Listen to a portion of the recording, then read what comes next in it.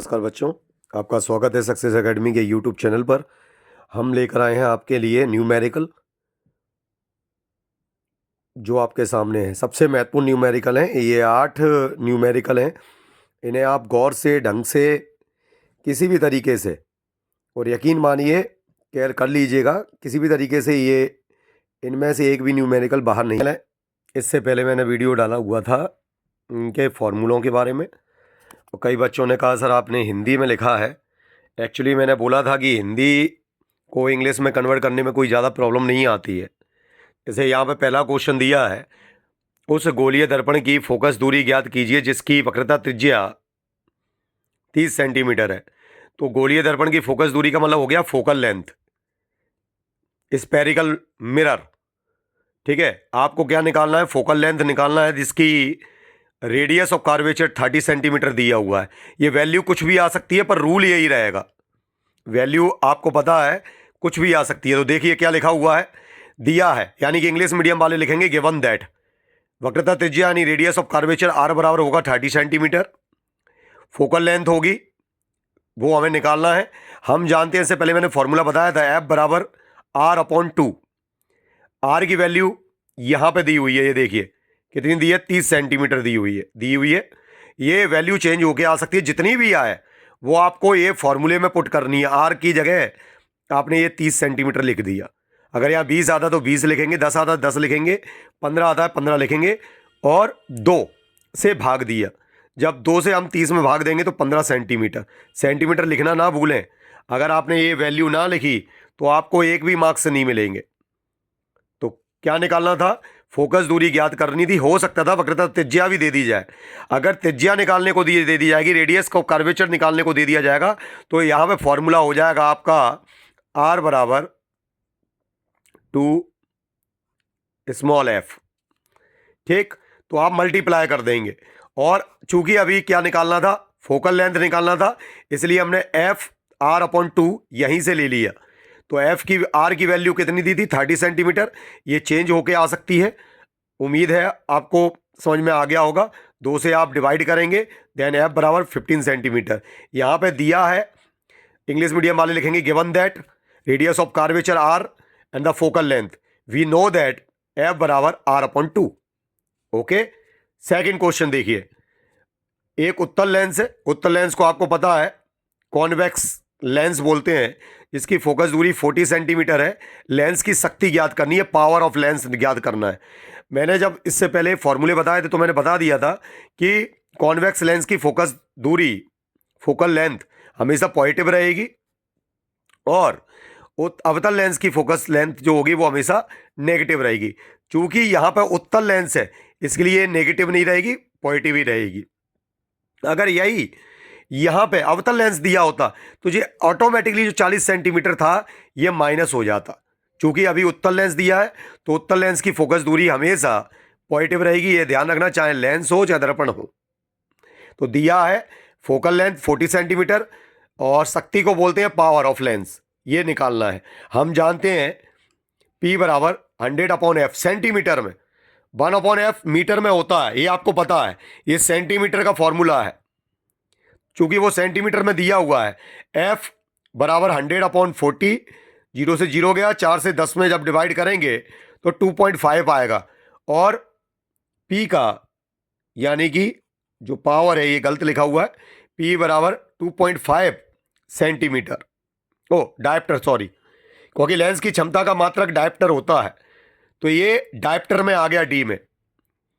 तो हमने focal length आराम से निकाल ली कि भैया पावर ऑफ लेंस P बराबर 2.5 डायप्टर रहेगा। ये भी चेंज होके आ सकती है, मीटर में भी आ सकती है, पर रहेगा ऐसे ही, याद रखिएगा। लेंस की शक्ति में वैल्यू चेंज हो सकती है, आपको आराम से निकाल लेना है, तरीका यही रहेगा।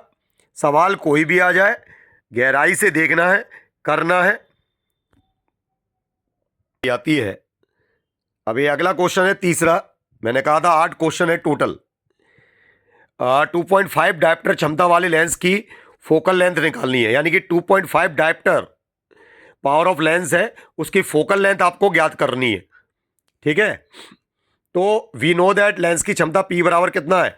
2.5 डायप्टर दिया है, यानी कि पावर ऑफ लेंस P बराबर पावर कितना होगा 2.5 डायप्टर, लेंस की फोकल लेंथ P बराबर F बराबर क्या है क्वेश्चन मार्क, F बराबर हम जानते हैं 1 क्या होगा P होगा डायप्टर, क्योंकि P बराबर 1/F होता है, आप भड़बड़ाइए नहीं, P बराबर 1/F होता है, तो यहाँ से जब F की वैल्यू निकालेंगे तो 1/P निकल आएगा। ठीक है, तो F बराबर 1/P मीटर में 10/2.5 ये दिया हुआ है। पॉइंट हटाएंगे, चूंकि एक बिंदु है तो एक जीरो बढ़ जाएगा। ठीक, अब ये 2 पंजे 10 और देन 5 25। ठीक, तो ये आ गया, जब 5 से 2 में भाग देंगे तो 0.4 मीटर में, ये मीटर में दिया है, और इसी को अगर सेंटीमीटर में चेंज करेंगे तो 1 मीटर बराबर होता है 100 सेंटीमीटर, ये आपको पता है। तो इंटू कर देंगे 0.4 में 100 का, एक जीरो गए तो 40 सेंटीमीटर आंसर आ जाएगा। अब ये आपको देखना है कि एग्जाम में अगर मीटर में दे रहे हैं तो मीटर में निकालिए, और एग्जाम में अगर सेंटीमीटर में दे रहे हैं तो सेंटीमीटर में निकालिए।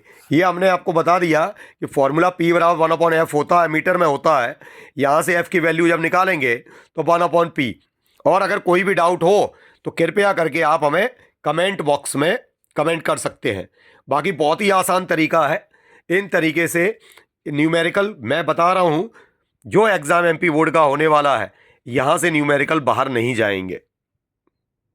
नेक्स्ट, +2.5 डायप्टर और -1.5 डायप्टर क्षमता के दो लेंस परस्पर संपर्क में है, यानी कि 2.5 डायप्टर और 1.5 डायप्टर पावर के जो लेंस हैं वो आपस में कांटेक्ट में है। ठीक है, परस्पर कांटेक्ट में है। इस संयोजन की क्षमता क्या होगी, यानी कि कैलकुलेशन करना है कि भैया पावर क्या होगी दोनों की मिला के, इंग्लिश में क्या होगा टोटल पावर निकालना है। Then the combination of this two type of lens. ठीक है, तो लेंस की क्षमता चूंकि P1 दिया है, पावर ऑफ लेंस है, तो P1 ये दिया है +2.5 डायप्टर, और P2 दिया है -1.5 डायप्टर। याद रखिए इसमें कुछ निकालना नहीं है, कैलकुलेशन करना है कंबाइनिंग ऑफ द कैपेसिटी। तो संयोजन की क्षमता P बराबर P1 + P2, यानी दोनों को आपको जोड़ना है। एक 2.5 है प्लस माइनस के 1.5, प्लस माइनस माइनस हो जाएगा, 2.5 में से जब 1.5 घटाएंगे तो 1 डायप्टर आंसर आएगा। कैलकुलेशन करना है दोनों की कैलकुलेशन, यानी टोटल संयोजन की क्षमता, combining capacity. Combining capacity P1 + P2 होगा, P बराबर P1 + P2। P1 की वैल्यू दी है 2.5, एक दिया है माइनस में, प्लस माइनस माइनस होगा, और 2.5 में से जब 1.5 जाएगा तो 1 डायप्टर बचेगा।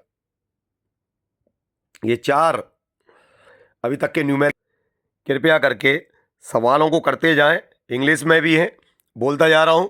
अब देखिए क्वेश्चन क्या है, प्रकाश वायु से 1.5, 1.5 है, जीरो का कोई मतलब नहीं है पॉइंट के बाद, अपवर्तनांक यानी रिफ्रैक्टिव इंडेक्स की कांच की प्लेट में प्रवेश करता है। याद रखिएगा, यानी कि लाइट है जो एक मीडियम से दूसरे मीडियम में जा रही है, यानी कि एयर से कहाँ जा रहा है, ग्लास की ओर। ठीक है, कांच से प्रकाश की चाल कितनी है कांच में बताना है, यानी कि आपको प्रकाश की स्पीड ऑफ लाइट बतानी है, किस में बतानी है, ग्लास में बतानी है। निर्वात में प्रकाश की चाल आपको पता है, एयर में प्रकाश की चाल कितनी होगी 3 × 10⁸ मीटर/सेकेंड। अब गिवन दैट क्या है, रिफ्रैक्टिव इंडेक्स n होता है 1.50, जीरो लिखने की कोई आवश्यकता नहीं है पर मैंने लिख दिया है। निर्वात में प्रकाश की चाल, यानी निर्वात जहां पर कुछ भी नहीं होता, हवा मान लेते हैं, एयर में प्रकाश की चाल c बराबर होता है 3 × 10⁸ मीटर/सेकेंड। कांच में प्रकाश की चाल, यानी कि गिलास में स्पीड ऑफ लाइट इन गिलास, उसमें आपको निकालना है। तो n बराबर होता है c/v। इससे पहले जो मैंने फॉर्मूले बताए तो उसमें लिखा था n बराबर c/v होगा, यहाँ से v की पावर निकालेंगे तो c/n हो जाएगा, और c की वैल्यू दी है 3 × 10⁸ 1.5।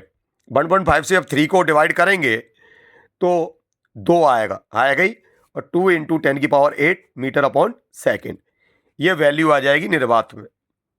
निर्वात में मतलब एयर में, निर्वात एयर ही है, प्रकाश बाहर से जो आता है, खाली स्थान जो होता है उसे बोलते हैं निर्वात।